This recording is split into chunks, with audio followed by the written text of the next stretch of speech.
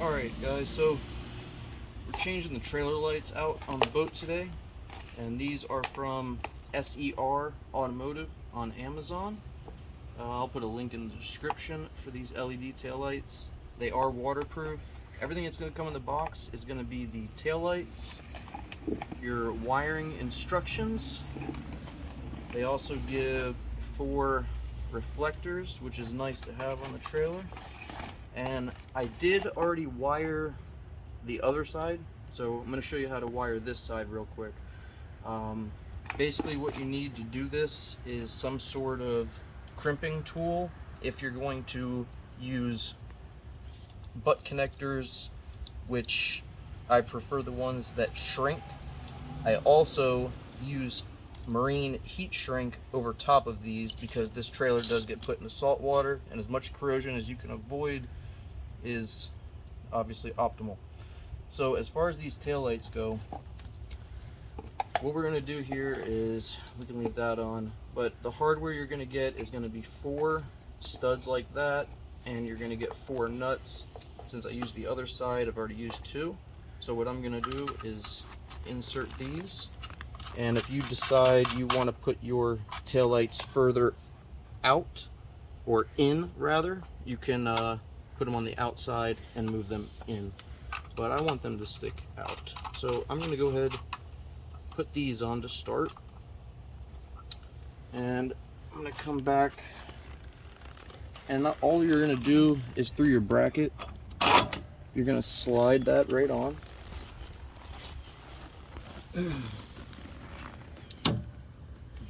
And you're going to take the first nut.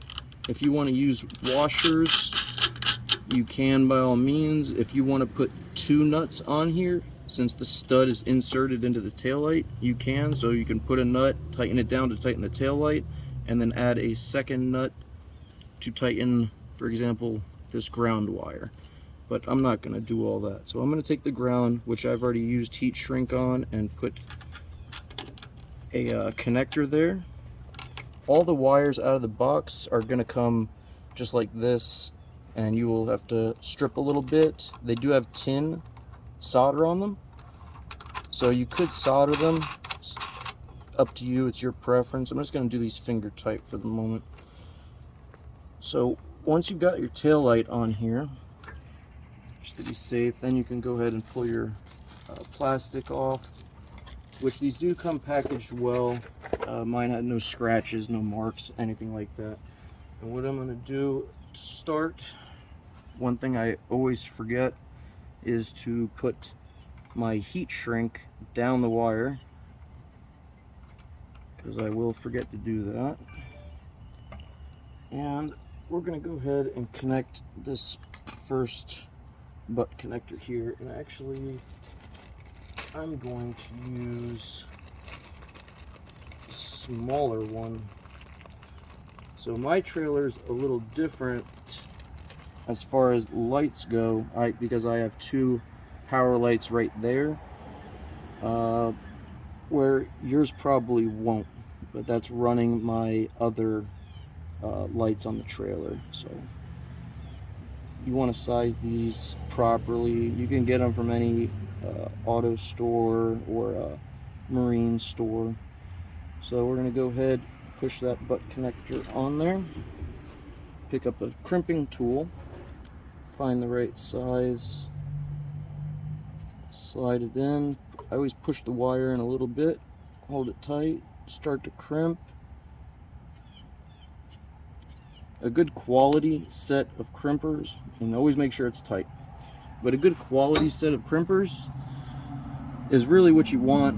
Honestly, these ones, who makes these? Duralast. These are AutoZone brand. These are not great because what they do is they can tear your heat shrink here, and that's not good, which is why I add the extra marine heat shrink. Not just for that purpose, but you know, why not have a little more protection if possible, especially in the salt water down here in Florida. So once I can get this other one in from the trailer right there, go ahead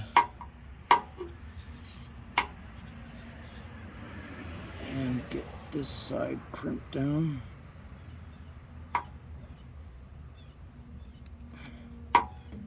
And go ahead and check, see if it's tight. If it's not, take it out and redo it. Now there's two different ways to shrink that. So the two ways you can heat shrink it is one with a heat gun, which works great. It does take a little longer, but you can use a heat gun. The reason I'm not using a heat gun right now is because if I try using a heat gun, and normally I don't do these just one at a time, normally I'm doing all of them at one time, but that heat spreads all over everything and will close your heat shrink way down here. So another thing to use is a lighter, but you do not want to keep it in one spot for very long. It has to stay pretty much in constant motion. Otherwise you will burn the wire or you will catch the heat shrink on fire. And you will see here in a second, I might even take a break from the flame even with moving, but you'll see as it starts to shrink down. And be careful because it is hot. So, and if you can, rotate the wire a little bit, because sometimes you might be in a situation like I'm in with a big pole in your face and kind of can only put your hand one way.